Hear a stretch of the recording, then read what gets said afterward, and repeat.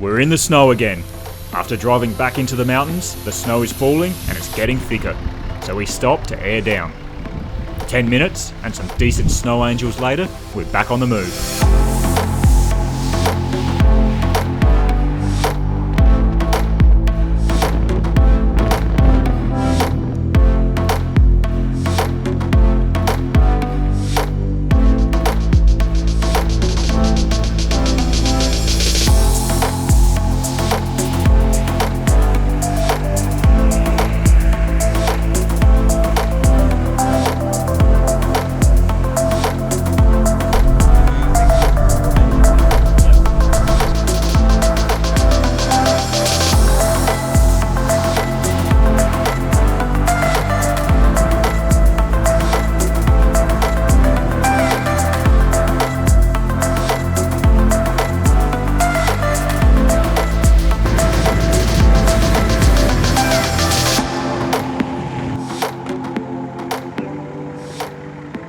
We've just pulled over here and all of a sudden war has broken out.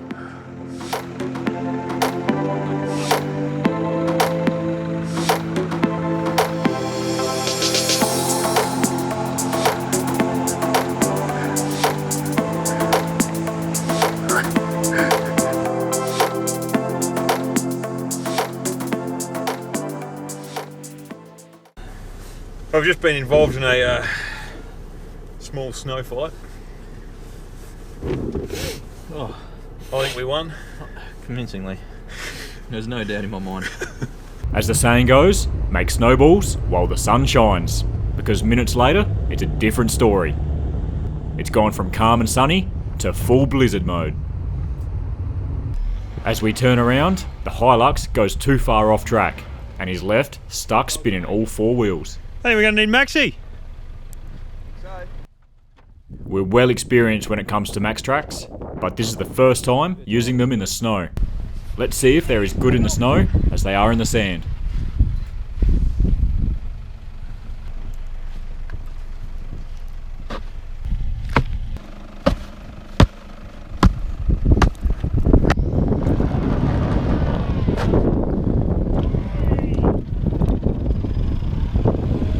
You're stuck again in there.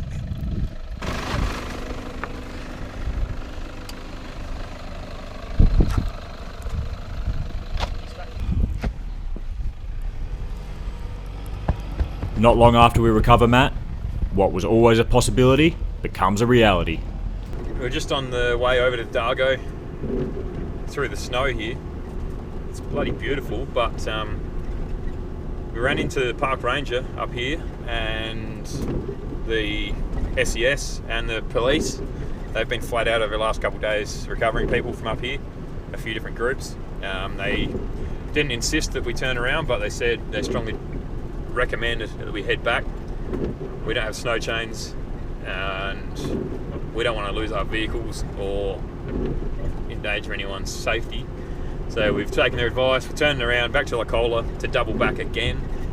We're going to have to head south and then head around, obviously lower down. With strong recommendations from emergency services, we double back. Being headlines on the 6 o'clock news after being told to turn around is not what we're after. Yeah, you have got a flat tyre, Matthew. As we're descending, Matt pulls up with a flat. With a long drive ahead of us to Dargo before nightfall, we just swap out the spare and carry on. Seems to only be the bottom section that's flat. The rest of it here, still quite good. It was dark by the time we got to camp, but we finally got that cooked meal and cold beer. The next morning, it was straight to a fresh brewed coffee and to top up the tanks. Alpine diesel.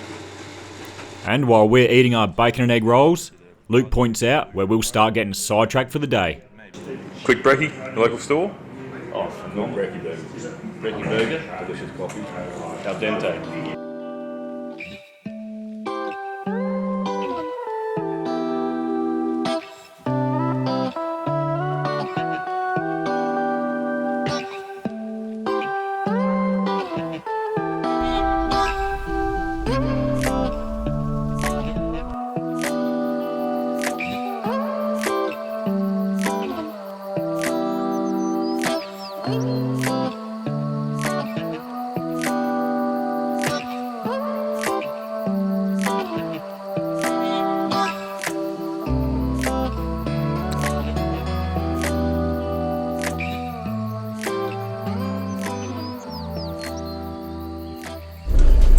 nice stay at the Dargo last night. It was good. It was nice, wasn't it? Camp out the back of the pub.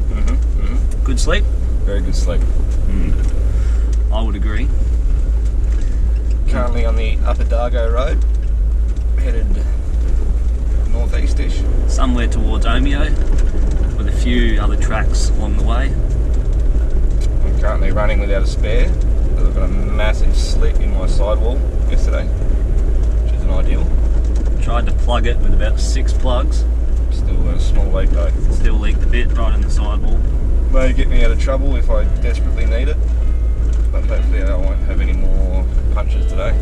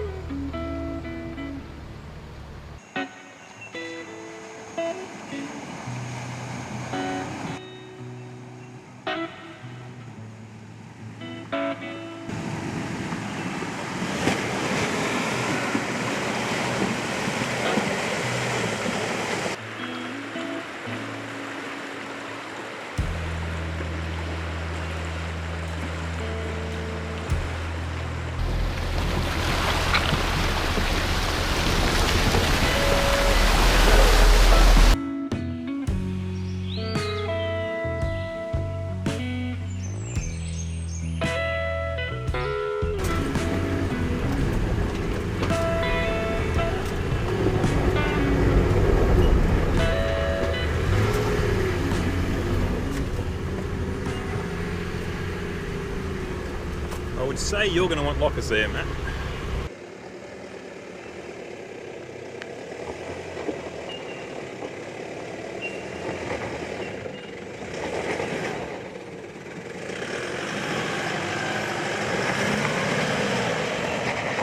Halfway up this hill, there is some large undulations that send the Hilux sideways. Matt has to take a second stab, but again, it sends him sideways, close to the edge, where no one wants to be.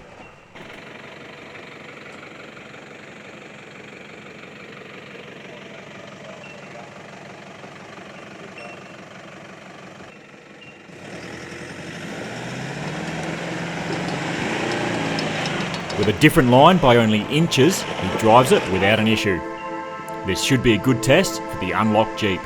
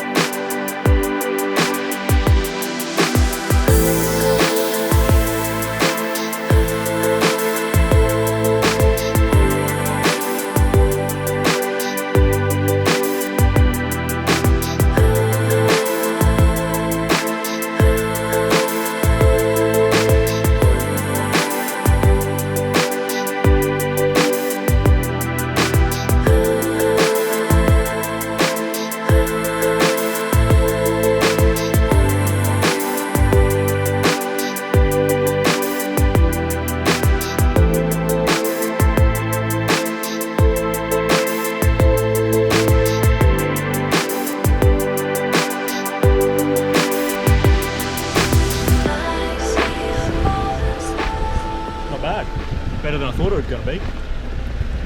We were just on a gravel road to nowhere. But when you're in low range, it's a good time.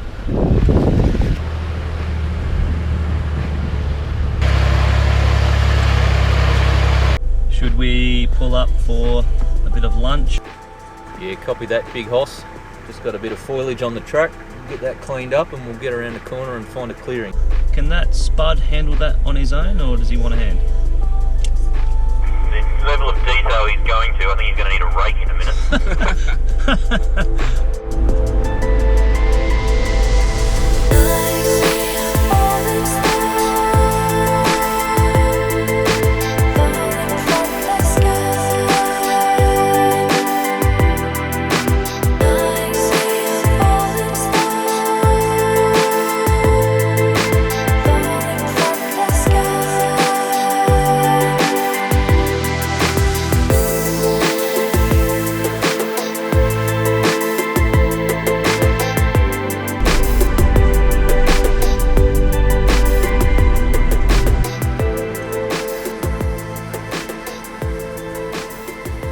Track conditions have been really good all day, which would be a boring drive if it wasn't in such a beautiful place.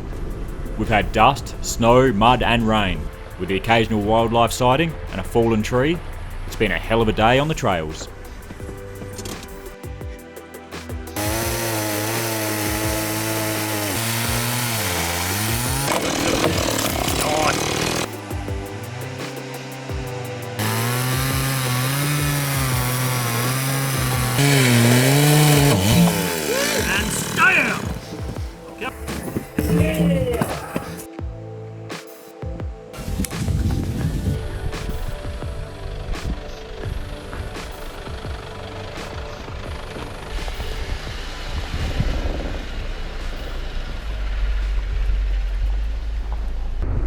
This hill looks a little bit treacherous.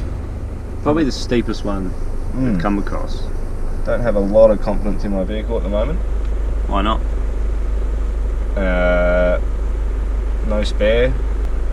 CV, front CV sounds like it's clicking a lot and could be on the way out. And you're in it. Wow, wow. I guess there's always time for good humour. Nick's up first, and he sends the patrol up quick smart. The surface is super loose, so stopping midway wouldn't be desired. When we're tackling long steep inclines, we prefer a low gear before the hill even starts, and stick with it the entire hill climb. It can be tempting to upshift as your speed increases, but that usually results in dropping revs and momentum, which could mean you're chasing that low gear again. For us, we've all chosen second gear low. That gives us a steady, consistent pace right in that rev range.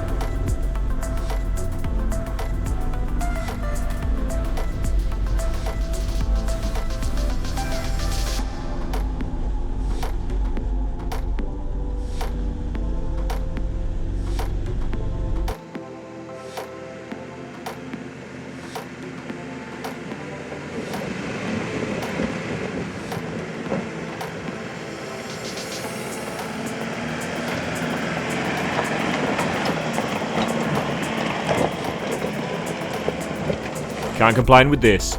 Less than 24 hours ago, we were navigating a snow-covered track. And now, it's a beautiful afternoon and we're pushing these trucks up this dusty mountain with the sun beating down. This high country, yeah, she's not a bad place.